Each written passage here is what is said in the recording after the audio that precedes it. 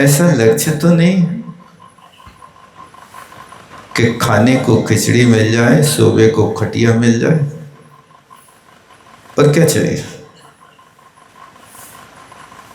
आप ससुराल जाते हैं तो मतलब एक आपका टाइम टेबल निश्चित रहता है कि हमें कल लौट के आना। मंदिर जाते हो तो अपना टाइम निश्चित रहता है कि 1 घंटे के भीतर लौट के आना। प्रवचन में जाते हो तो आपका टाइम निश्चित रहता है कि हमें इतने समय के बाद वापस आना है, तुम नाश्ता बना करके रख लेना।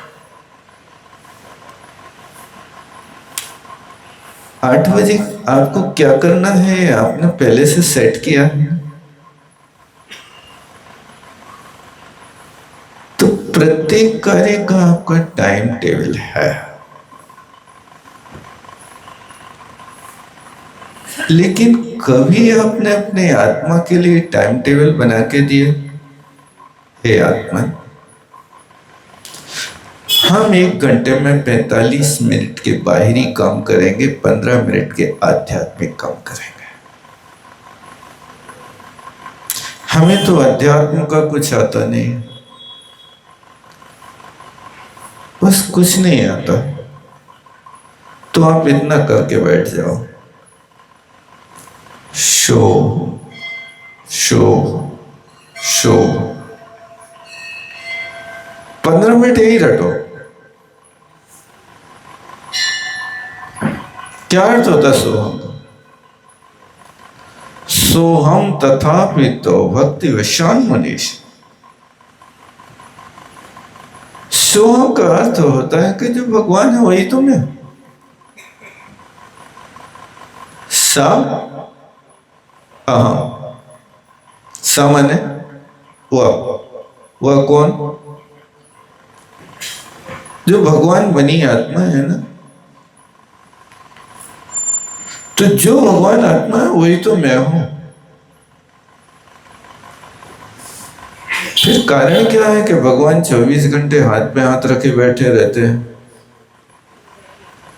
और हम 15 मिनट के लिए भी हाथ रख करके बैठते हैं तो 100 बहाने बनाते हैं, घुटने नहीं मुड़ते हैं, कमर नहीं मुड़ती, जमीन में नहीं बैठ पाते हैं,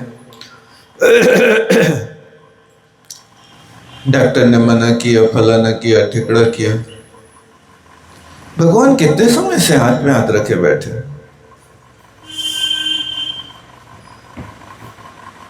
कितने समय से पैर पे पैर रखे बैठे, कितने समय से वे नीचे दृष्टि करके देख रहे, ना शब्द दृष्टि देख रहे। आपको जीवन भर के लिए कोई नियम नहीं दिया जा रहा। बात तो 15 मिनट की है ना। वैसे सवाल इस 15 मिनट का है कि यदि आपने 45 मिनट अपने लौकिक कार्य की तो 15 मिनट आत्मा के लिए भी तो दो ना। नहीं कर सकते इतने, कर सकते हैं तो कोशिश करो, अन्यथा ये पंक्ति अपने जीवन में सार्थक होगी कि बालपने में ज्ञान ना लो। तो बाल अवस्था की कोई सीमा होती कि नहीं होती? क्या आप पूरी जिंदगी भर बालक बने रहेंगे?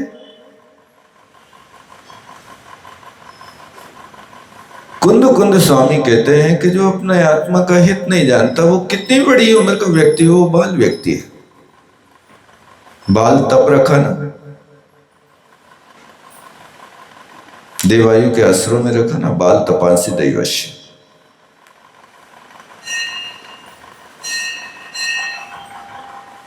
तो जो निजो पर के ही और उपाधि के विषय में नहीं जानता, वो भले ही उम्र का 80 वर्ष का हो, लेकिन वो बाल है।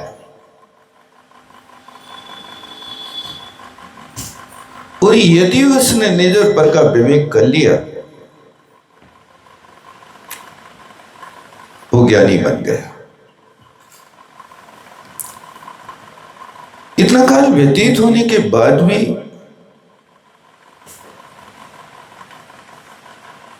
बाल है, तो फिर बने रहो बालपने में ज्ञान न लहो। ये पंक्ति सार्थक हो जाएगी।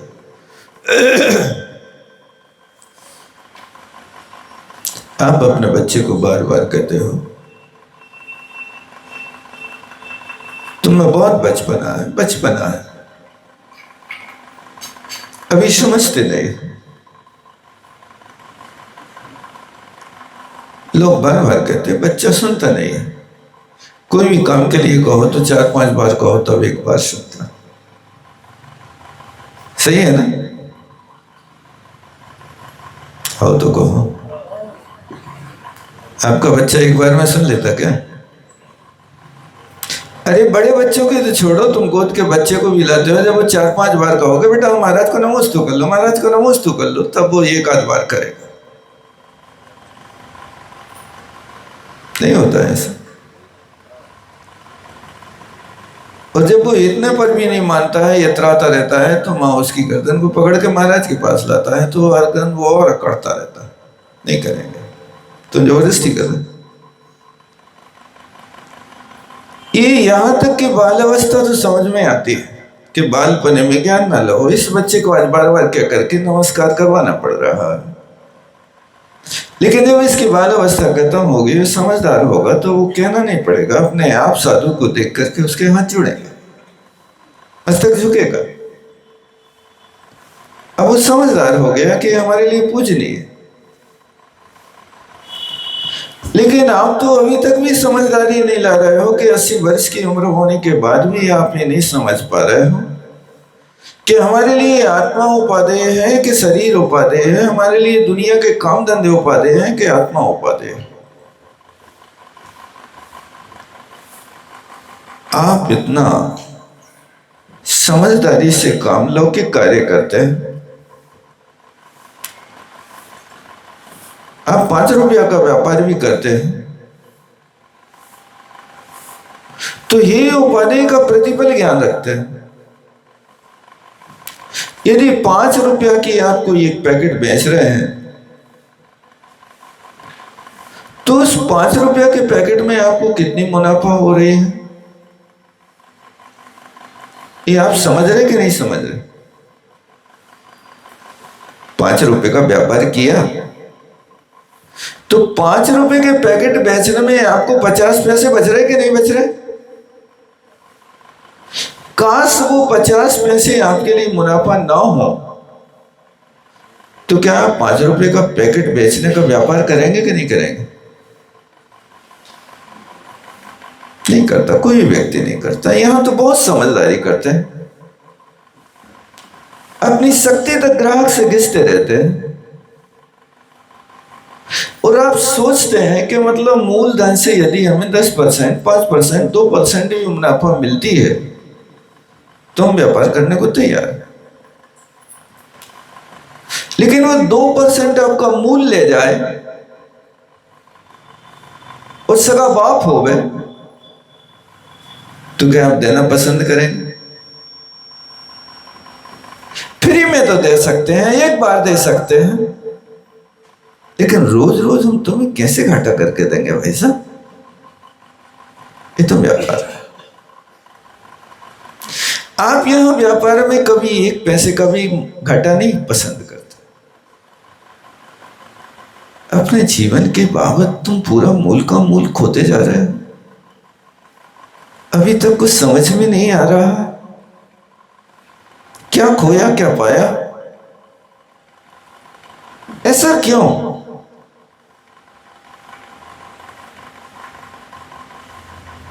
आप कहोगे हम तो संसारी तो दुनिया है भाई साहब, लेकिन संसार से निकलने के लिए भी तो तुम्हें कोई ना कोई रास्ता चाहिए ना।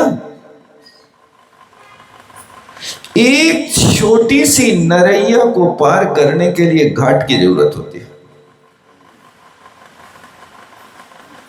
अब तो जगह जगह पुल बन गए, लेकिन प्राचीन लोगों से पूछो, जब पुल नहीं थे तो आपको यदि कोई नरैया, कोई नाला पार करना तो क्या वे लोग जहां कहीं से घुस जाते थे क्या? नहीं, कहीं से पगडंडी तो होना चाहिए। एक छोटी सी नदिया को पार करने के लिए आपको घाट की जरूरत होती है। बिना घाट के कोई पार नहीं करता, ओघट पार नहीं करता, गहरी नदी पार नहीं करता। यदि काई लगा पत्थर हो तो पार नहीं करता। जब एक नदिया को पार करने के लिए आप 100 तरीके से विचार करते हैं, तो ये संसार समुद्र पार करना है, इस पर विचार क्यों नहीं होता?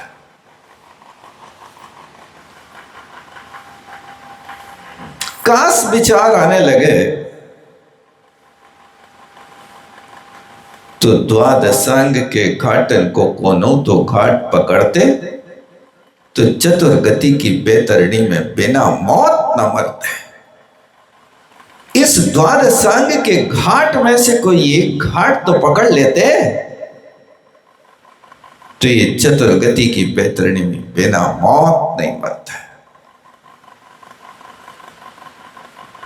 ये बार बार मृत्यु हमें धमकाती रहती है, बार बार भय लगा रहता है। कहीं से थोड़ी सी भी कोई आवाज आ जाए, मौत तो नहीं आगे, गाड़ी बहक जाए तो लोग बड़े गर्व से कहते हैं आज हम मरते मरते बचे। ये मरते मरते बचे का अभिप्राय क्या है?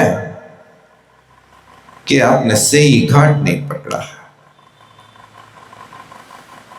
द्वादशांग के घाट में से कोई एक घाट, माने मोक्ष मार्ग के लिए, संसार समुद्र से पार करने के लिए 12 घाट बने हुए। उन 12 घाटों में से कोई एक घाट तो पकड़ लेते जहां से तुम किनारा लग जाते। लेकिन किनारे पे जाने के बाद भी इधर उधर डोलते रहे।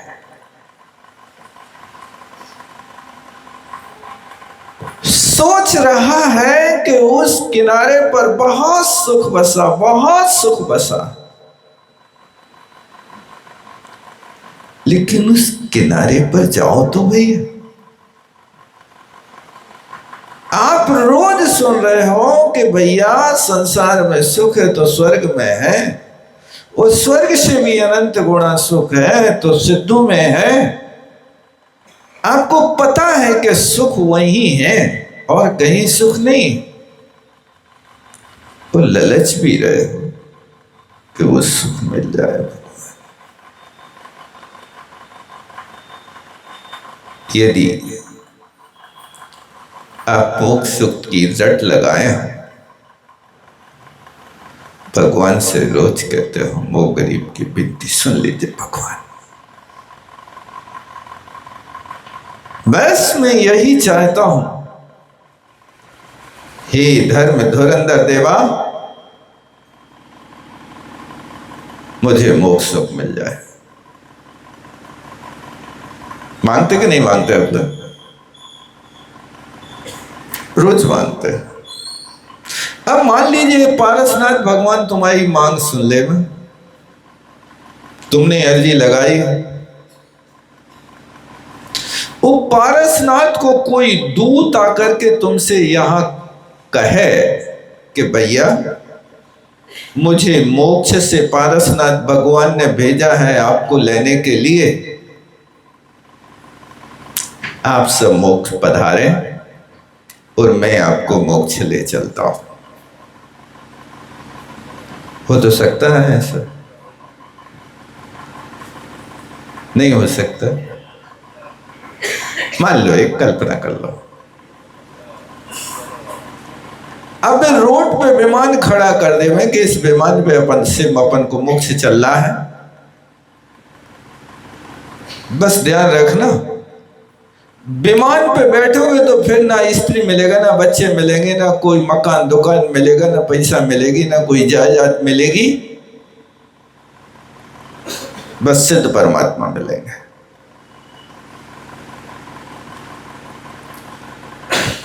तो मैं पूछता हूं कि इतनी बड़ी सभा में कितने लोग तैयार हो जाएंगे कि हाँ मैं चल रहा हूं? एक हाथ उठा है, 2 उठ गए, वो ही मतलब देखो कई लोग सिर खुजाने लगे ऊपर हाथ रख। ईमानदारी से चलोगे, ये तो नहीं कहोगे पत्नी से पूछना, ये तो नहीं कहोगे बच्चे को थोड़ा संभला देवे, यहीं से उठ के सीधे चले जाओगे। हाँ? एक बार घर तो हुआ है संभलाया, समझा तो दे बच्चे को कि बेटा ऐसे ऐसे चलियो, हम मोक्ष जा रहे हैं। और बच्चा ने न जान दो तो उसने पांव पकड़ लिया कि पापा तुम अभी तो नहीं जा सकते। ये सब कहां सुनने की बात है? कह तो रहे हो आप, हाथ तो उठा रहे हो, लेकिन अभी दिल नहीं कह रहा कि हम चले जाएं। अभी बहुत आगे पीछे सोचना पड़ता है। कोई बात नहीं, मैं आपसे सिर्फ इतना कहना चाहता हूँ कि अपने जीवन के बाबत हित यदि चाहते हो तो थोड़ा समय अपने लिए भी दो, अन्यथा ये पंक्ति जीवन भर लागू रहेगी। बालपने में ज्ञान ना लो, ये सिर्फ यहाँ बालपने के ज्ञान का अर्थ है, यहाँ पर कोई गोदी के बच्चे से नहीं है, यहाँ पर उस व्यक्ति से मतलब है कि जिस व्यक्ति ने जीवन भर असंयम में व्यतीत कर दिया, आत्महित की चाह नहीं जागी, वो बाल है और वो जीवन भर बाल अवस्था में ही रहता है। उसके पास ज्ञान नहीं है, वास्तविक ज्ञान नहीं है।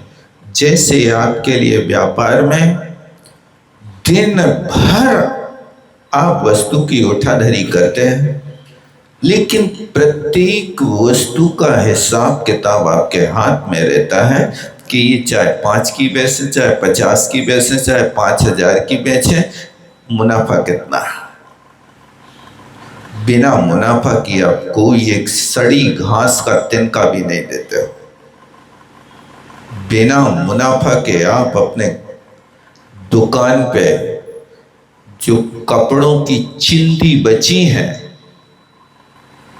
उन चिंदियों को भी आप कटफीस की दुकान बना करके बेचते रहते हो। कटफीस क्या है भाई साहब? कैसे कहते कटफीस? धोती के थान को, पैंट के कपड़ा को।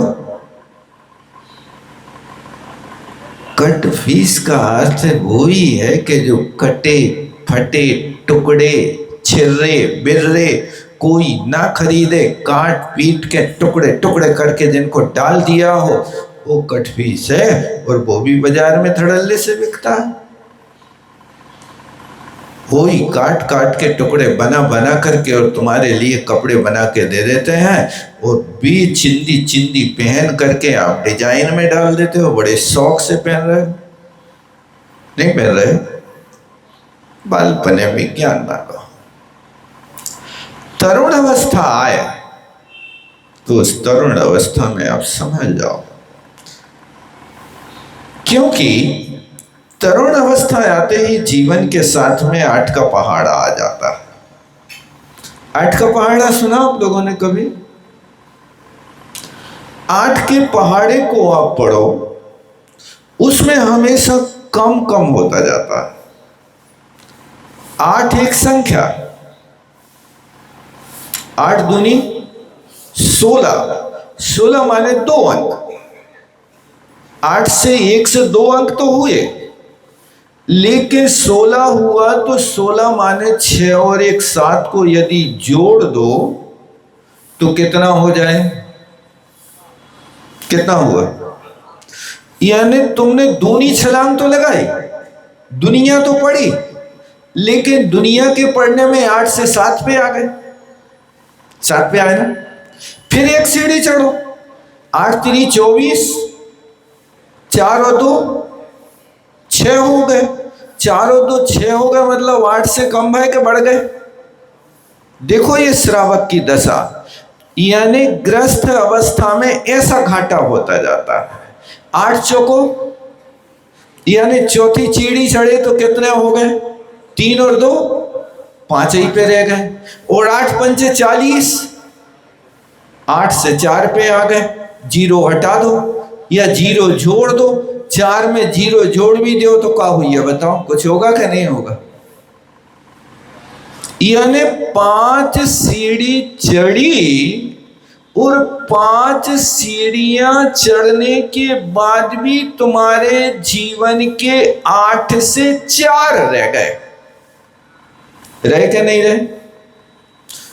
8 का अंक था, अब वो 4 के रूप में रह गया। अब फिर इसके आगे बढ़ने का चांस आता, एक मौका आया, इस तरुण अवस्था का मौका आया कि 8 × 4 = 48, 6वीं सीढ़ी चढ़े ना, 48 पहुंच गए, माने 8 और 4 हो गए, 8 और 4 कितने हो गए? यानी ये दौर आया, 1.5 गुना बन गया, 8 से 12 हो गया। क्या इस चढ़ती जवानी में तुम अपने 12वें गुलिस्तान तक छलांग लगा सकते हो? यदि नहीं लगा सकते तो कहते हैं कि गृहस्थ अवस्था में हो तुम, कोई बात नहीं, ये अवसर आया इस तरुण अवस्था में, ये 12 का अंक सूचित करता है कि तुम गृहस्थ अवस्था के 12 व्रतों का पालन करो। संभव है? कौन से 12 व्रत है? याद तो नहीं हुई है, आप करा दो। अच्छा, ये मोक्ष मार्ग के 12 व्रत तो अभी 50 साल में कह रहे याद कराओ, लेकिन आप गाड़ी चलाते हैं तो गाड़ी चलाने के यातायात के कितने नियम पालन करते हो? ऐसा यातायात के 18 नियम और मोक्ष मार्ग के 12 नियम। यातायात के 18 नियम पालो तो मंजिल पाओ। एक 2 व्हीलर भी चलाएगा, हेलमेट लगाएगा। लगाते कि नहीं लगाते? लगाते कि नहीं लगाते? यदि बिना लगाए आप चले गए तो चला। अब तो हमने सुना है कि बेटा तुम्हारी गाड़ी भूखी होवे, उसका पेट खाली होवे, लेकिन तुम्हारा सिर खाली होवे, हेलमेट नहीं होवे तो तुम्हें तेल न मिले। सही है ये बात? सही है कि नहीं? बिल्कुल सही है। मतलब गाड़ी का पेट भरना है तो हेलमेट तुम लगाओ, तुम अपने सिर पर टोपी लगाओ। यदि टोपी लगेगी तो गाड़ी भरेगी। तो गाड़ी टोपी से भर रही कि पैसों से? पैसा भी भरो, टोपी भी लगाओ। एक 2 व्हीलर चलाने के लिए हेलमेट लगाते हैं, स्पीड ब्रेकर आ जाए तो गाड़ी को स्लो करो, यदि रेड लाइट जल जाए तो गाड़ी को खड़ा करो। करने पड़ती कि नहीं करना पड़ती? और टोल नाका आ जाए तो क्या होता? देना पड़ेगा कि नहीं? टैक्स चुकाओ। कोई पुलिस वाला आ जाए और कोई ऐसी वस्तु तुम्हारी गाड़ी पे रखी होवे तो क्या करोगे बताओ? हाथ मिलाओगे कि नहीं? एक मोटो से पकड़ के लाओगे कि नहीं?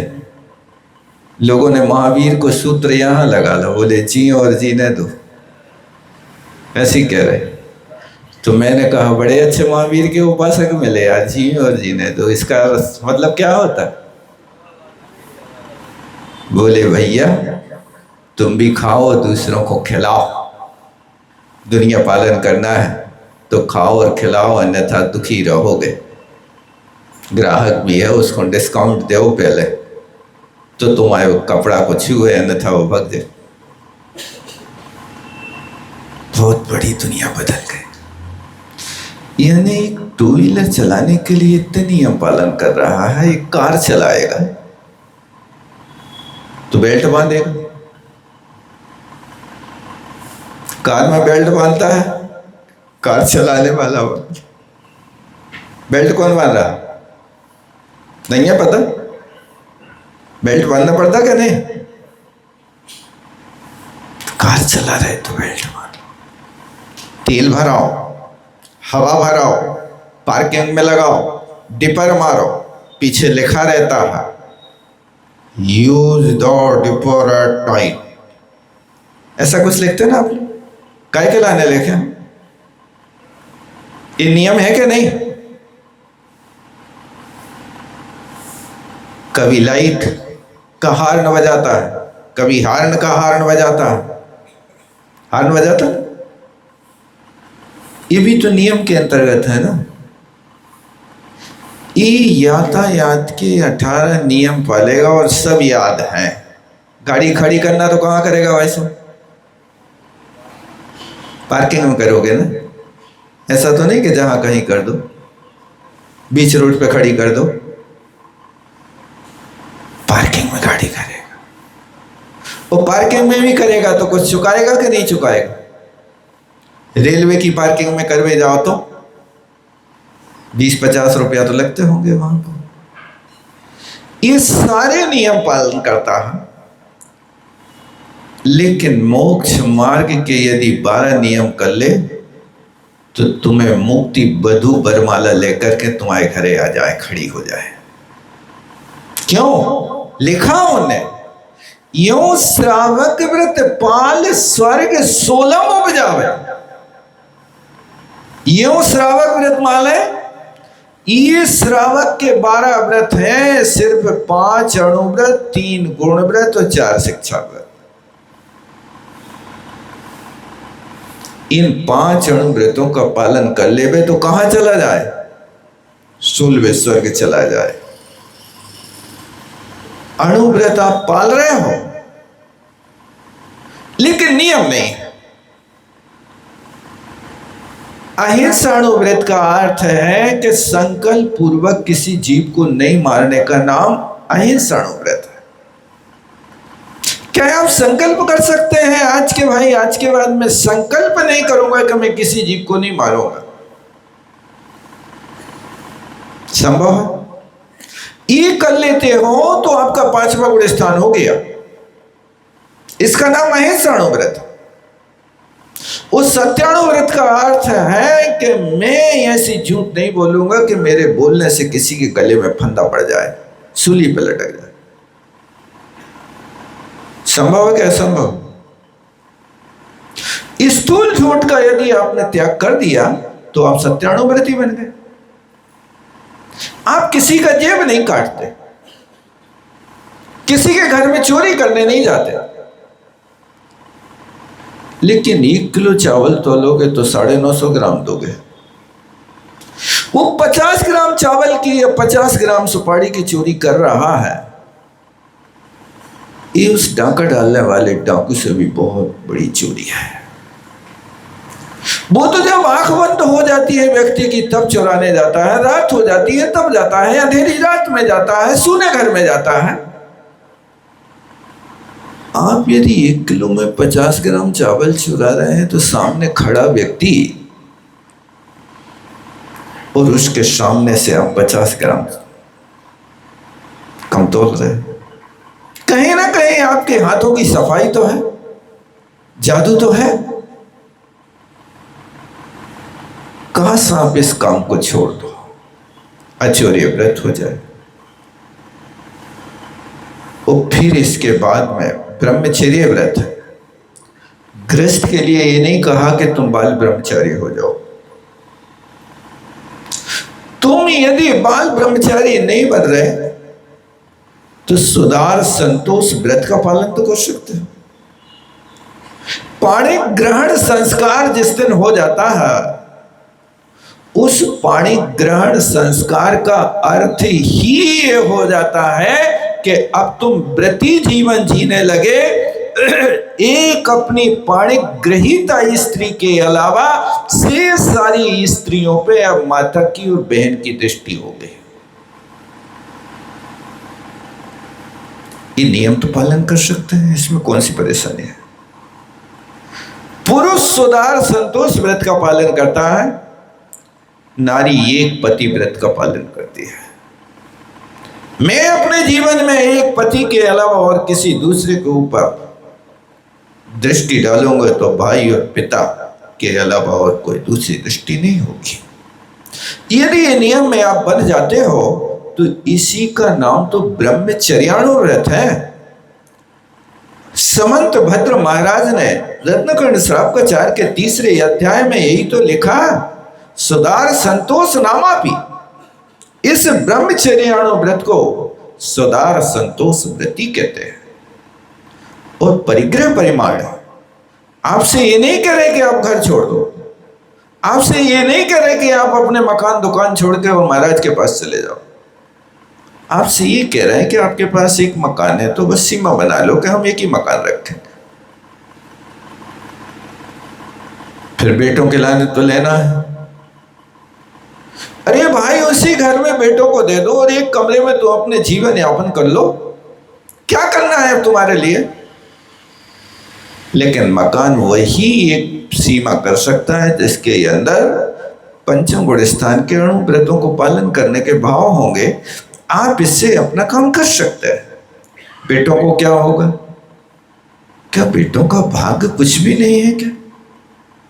बेटों के भाग्य को आप बना रहे हैं क्या? अरे पूत कपूत तो का धन संचय छिन में लाख गमा देगा, और पूत सपूत तो का धन संचय छिन में लाख कमा लेगा। यदि तुम्हारा बेटा कपूत है तो चारू दत्त जैसे लोग 56 करोड़ स्वर्ण दीदाएं बेश्या के घर में भर देंगे। और तुम्हारा पूत सपूत है तो जिस बेचारे व्यक्ति को जन्म के काल में सैया नहीं मिली, जन्म के पहले बाप मर गया, जन्म के पहले जिसका राज्य हरण हो गया, ऐसे पूत ने सपूत होकर के उस राज्य को प्राप्त किया। एक कहानी कभी सुनी कि नहीं सुनी? जीवनधर चरित्र को पढ़ो। धन है, क्या भाग है। जीवनधर महाराज घर में आए, 9 महीने का काल पूरा हुआ, लेकिन जीवनधर 10वें महीने में पैदा हुए थे। यहां राजा सत्यंधर विषयासक्त होकर के राजपाट को छोड़ करके विषयों में तल्लीन हो गए। वहां उसके मंत्री ने गद्दारी कर दी और उस मंत्री ने सारी सेना को, सारी प्रजा को अपना बना करके राजा के ऊपर चढ़ाई कर दी। यहां जिस दिन उस जीवनधर का जन्म होना है उसी दिन काष्टांगार ने चढ़ाई कर दी। क्या करें? पत्नी को अस्पताल लेकर के जाए कि रणांगण जाए, कैसे दुविधा में पड़ जाता है। एक ही यंत्र बना करके पत्नी को आकाश में उड़ा दिया, और आकाश में उड़ाया तो वो उसी नगर के शमशान घाट में पड़ी है। वहां पहुंचते ही जन्म हो गया बच्चे का। शमशान घाट में बच्चे का जन्म हो रहा है। उस सत्यंधर यहां रणांगण में खड़ा होकर के वहां काष्टांगार के साथ युद्ध किया और काष्टांगार ने उसको मौत के घाट उतार दिया। राजा को मारा और जाकर के स्वयं राज सिंहासन पर बैठ गया। यहां बेचारा बच्चा मां जन्म देकर के सोचती है मैं कैसे पालन करूंगी, और काश इस पापी दुष्ट काष्टांगार को पता चल गया तो ये हमें और बेटे को मौत के घाट उतार देगा। जन्म देने के बाद शमशान घाट में एक शिला के ऊपर बच्चा को जीवनधर को लिटा दिया और स्वयं झाड़ियों में छिप गई मां। उसी वक्त उसी गांव में एक गंधोत्कट नाम के सेठ के घर बच्चा पैदा हुआ। वो बच्चा को संस्कार करने के लिए शमशान घाट में लाता है। अपने बच्चे को तो यहाँ संस्कार करता है और जैसे ही मुड़ता है तो शिला पे किलकारी लेते जीवनधर पड़े। उठाया और ला करके अपनी रानी को दे दिया। वहां पर उस बच्चे को काष्टांगार उठाता है। माँ सोचती है चलो ठिकाने पे बच्चा पहुंच गया। माँ झाड़ियों के भीतर से आवाज देती जीवता। बेटे जीते रहो।